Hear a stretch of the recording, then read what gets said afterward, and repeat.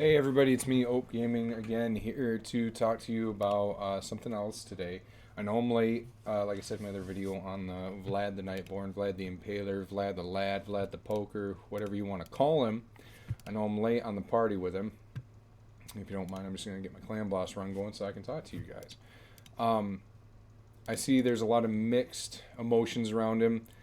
There's a couple saving graces of this champion. One thing, he's a Void legendary, and there's only ever been one other Void legendary after the beta to be fused, and that was Torment the Cold. And there's a lot of controversy around that one as well, which is seems about par for the course. There's always going to be a bit of controversy around fusions that are Void or just that to be bad or not good.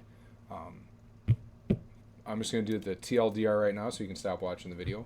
I am personally a big fan of Vlad the Nightborn. I think he's going to be fun. I think he's going to bring a little bit to my account, which is an endgame account, and I'm going to tell you why here in a minute. So let's just kind of look at his skills quick, and then we'll get into it. Go get him, boys. Yeah, get the team. All right, so here we go. Vlad the Nightborn. All right, as we already know, he's going to be a partner to Constantine. That's how you say that name. Thank you very much, which makes sense because of the whole vampire Dracula mythos. He looks like Carlisle. I think he looks like Spike from Buffy the Vampire Slayer, but hey, I'm old man, and I grew up watching Buffy the Vampire Slayer in the 90s, so whatever, suck it, I guess. He also has the armor from the Bram Stoker Dracula's movie and / the Dracula Untold movie. You got to give it to Raid. The reason they're still in the top, because the game is actually a good game. There are some ifs, ands, or buts that kind of, screw up the game a little bit. But they are the most visually pleasing game, mobile, which is, when I was younger, you think about, nothing would ever be like this. Now, here we go, we have it at our fingertips, But, yeah, visually appealing. I mean, they do a very good job aesthetically. They do a good job programming the game for the most parts. You know, and yeah, I'm on Hell Hades' website. If you Ayumi Love and Hell Hades, use them both. Don't use just one or the other. That's just like general information in life. Don't ever take your information from one basket. Get some variety, all right? You'll become stale and rigid, and nobody will like you. So, anyways, let's get into it. He's an attack-based champion. Hell Hades doesn't have any reviews on him yet because nobody's used him yet. In the next couple days, I assume the content creators will be using him on the test server. They're going to fully book him out. They're going to give him their best gear, and we're going to try to figure out what his multipliers are. But let's just kind of take a look at it here. He is an undead champion. Go figure, he's a vampire. I kind of saw that one coming. Attack-based.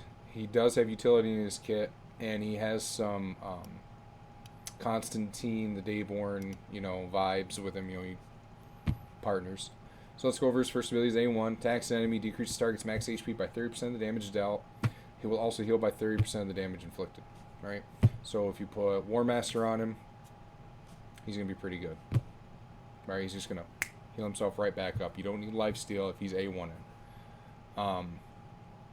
Especially because his A2 here, Exsanguinate. 4-turn cooldown. This probably books down to a 2-turn or a 3-turn cooldown, and this books up to 100% chance, I'm more than certain. Will attack all enemies. Okay. He places Leech on them for 2 turns.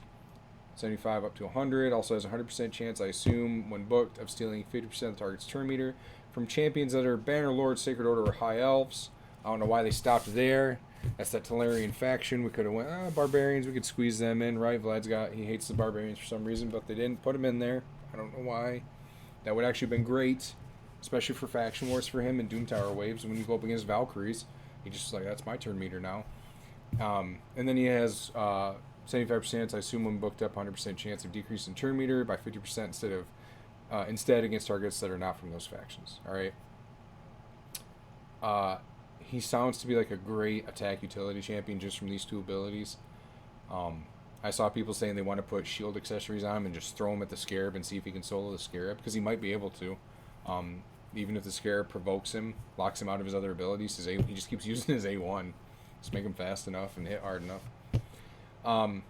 But what the talk is around town is he's going to essentially be getting a lot of extra turns, right? Because so think about who you're facing in the arena usually. Arbiter, most definitely, almost always.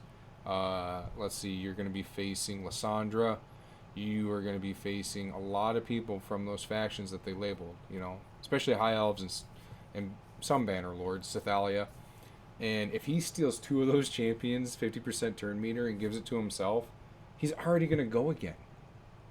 You know, and if there's just one over there, he's taken one of them, and he's going to be close second to go into a next turn. That's great. Let's recycle those abilities. Let's keep going, right? I like the fact that he places AoE Leech. I don't have an AoE Leech consistent placer on my account. And this is what I'm excited for, which is going to sound weird. I'm very end game. Beat Hard Doom Tower, no problem, every month, rotation. The only time I didn't was the first rotation.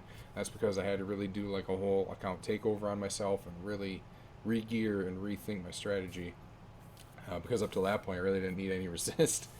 But anyways, long story short, he's going to put AoE Leech on the 2 Spiderlings on the side of the Frost Spider, right? That is going to be a great thing. They won't cleanse the boss, and they won't place decreased defense on you and increase attack on her. That's awesome. Just AoE Leech on him, right? And he pushes their turn meter down. I'm kind of excited. I'm going to try him out. You can bet that on this channel. Let's go to his A3, Mind Shroud, 4-turn cooldown. I would assume it probably books down to a 3-turn cooldown or 2-turn. He will attack an enemy twice. First hit has, I would assume, books up to 100% chance of placing decreased defense for a turn. A lot of people are saying he's a Void Legendary. He shouldn't have a 75% chance of placing this off the bat. It should be 100, but people need to understand, Raid, Plarium, they want to sell you books, so they're going to make it so you need to book him to do the good things in his kit, right? So that's just how it's always going to go. He will place decreased defense for 2 turns, a big version. The second hit has a 75% chance, I assume 100, of placing block active skills for 2 turns, debuff. That will not work on the Eternal Dragon. I'm pretty sure you have to specifically put the skills on cooldown. You cannot but put block active skills debuff on the dragon. It won't work. If both debuffs are placed, he puts a Perfect Veil on himself for 2 turns. And then he has a passive, Notorious. He will revive on death for 2 turns. He'll put that buff on himself when he kills an enemy. He will also fully heal himself and fills his turn meter 50% chance every time he kills an enemy. That's pretty good. And will only heal and fill this champion's turn meter when Constantine the Dayborn is on the same team. So the second part is only going to be if you pull Constantine. We don't know what kind of affinity Constantine is, probably by tomorrow or Wednesday, because I very much assume Constantine is going to be coming out, Friday or Thursday or whenever the fusion starts Thursday. So definitely by today or tomorrow we'll get news on what that's going to be. So I'm kind of excited. I think he's going to bring a little bit to the game, more so than people think. That's just my 2 cents. I know my videos are long-winded because, I like to talk, and I just ramble, and I need to collect my thoughts. Again, I'm doing it right now. But thanks for watching the video. That's my take on Vlad the Nightborn. Usually it's like, should you go for him? Generally, yes. Especially if he's a Void Legendary. People are upset because he's watering down the Void pool. We don't know. He might... So, they told us Lydia, you're going to have to use Visix dupes to boost Lydia. That's fine. Visix is actually a very solid champion now after her buff.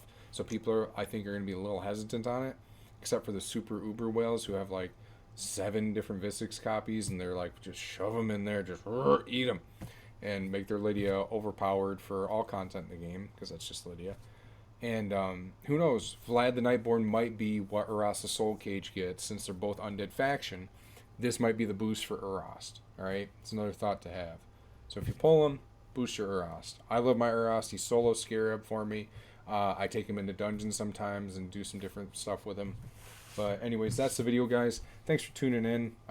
2 videos this week. Oh, who knew? Anyways, have a wonderful day. We'll catch you in the next one. Peace, all that good stuff.